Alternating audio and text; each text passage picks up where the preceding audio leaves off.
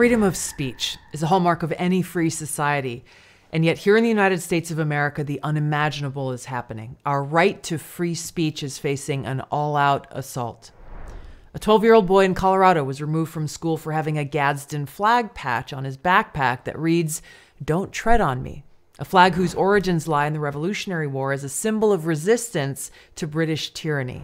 A school in Indiana was blasted for telling a high school student to remove an American flag from his truck because it might be quote-unquote offensive to others. 12-year-old Liam Morrison and his family sued the town of Middleborough in Massachusetts for sending him home twice for wearing a shirt that simply said, "There are only two genders." A student in California is suing her school for banning her from wearing a red hat that says "Make America Great Again" on it, violating her First Amendment rights. This is happening in the United States of America today. These are just a few examples of what Ben Franklin warned against when he said, quote, "Freedom of speech is a principal pillar of a free government.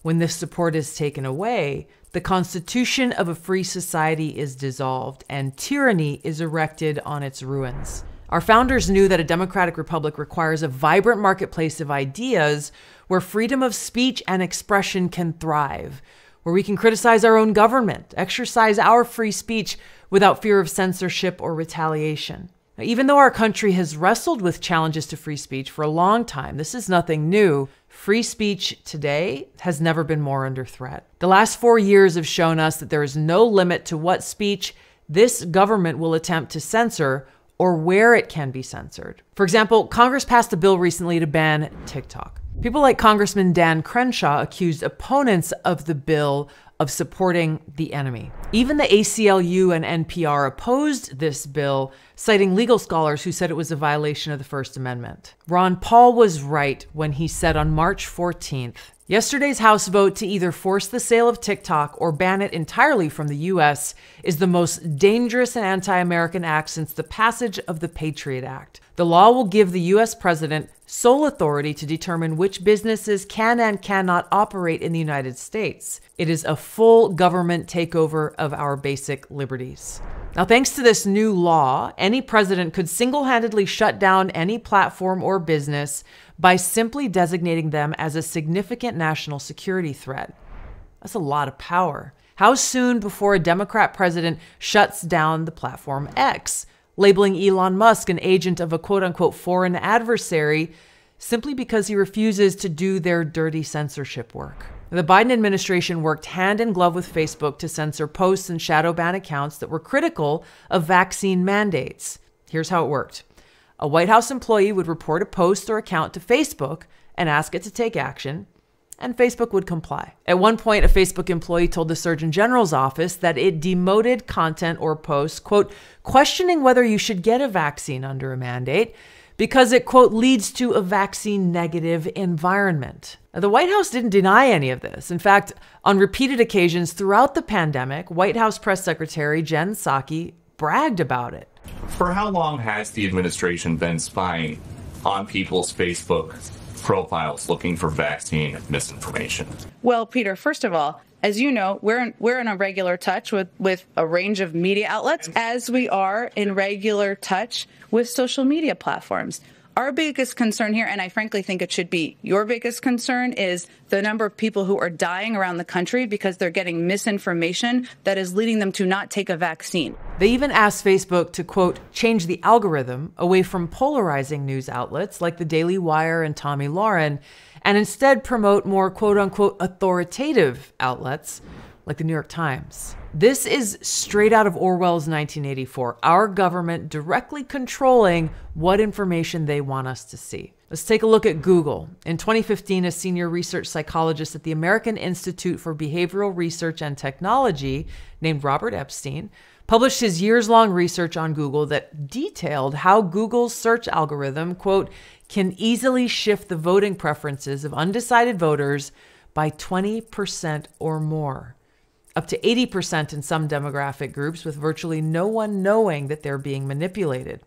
End of quote. Epstein also wrote that Google could, quote, flip upwards of 25% of the national elections worldwide. He added that the margin of U.S. presidential elections usually under 7%, were, quote, well within Google's control. According to the Media Research Center, Google has interfered with elections 41 times over the last 16 years. This makes Google a more effective and efficient regime change tool than even our most powerful intelligence agencies. Now here's Epstein explaining how.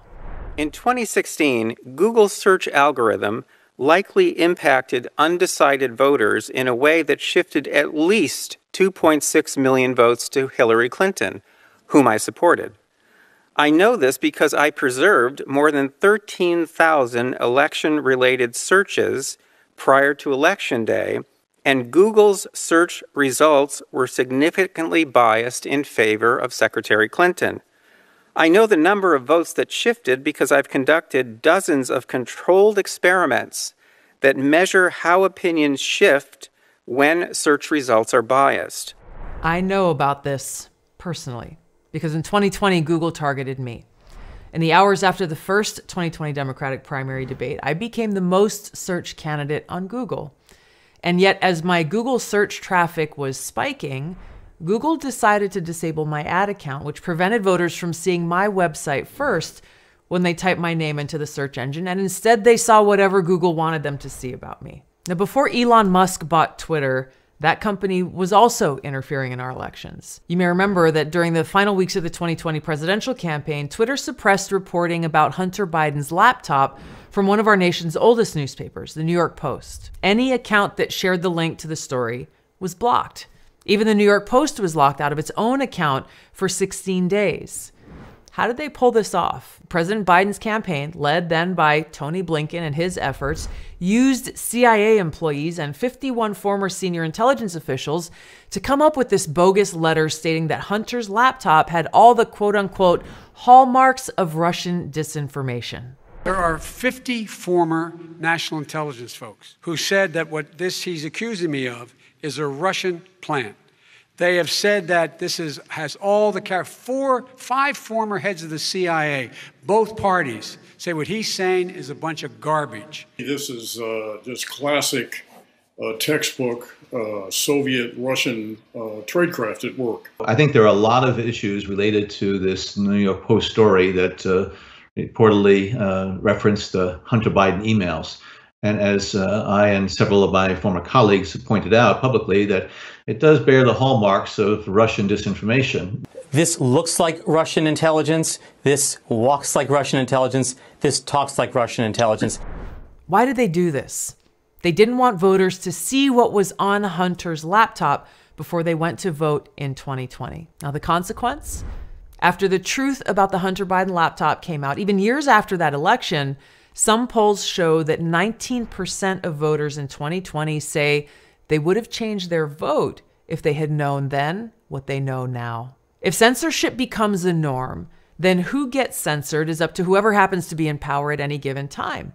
No one is safe. But right now, the Democrat elite in power are attacking our right to free speech, with Democrats like Representative Stacey Plaskett saying that, quote, free speech is not absolute. This is not the kind of free speech that I know of, the free speech that is protected by the Constitution's First Amendment. But free speech is not an absolute.